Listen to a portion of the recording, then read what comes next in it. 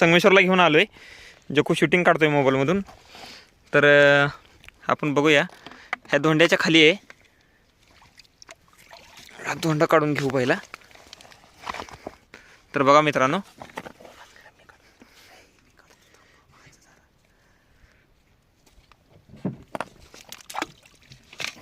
तर मित्रांनो बघू शकता इथे खूप मोठा साप दिसलेला आहे आपल्याला. बघा मित्रांनो, हो का, बघू शकता.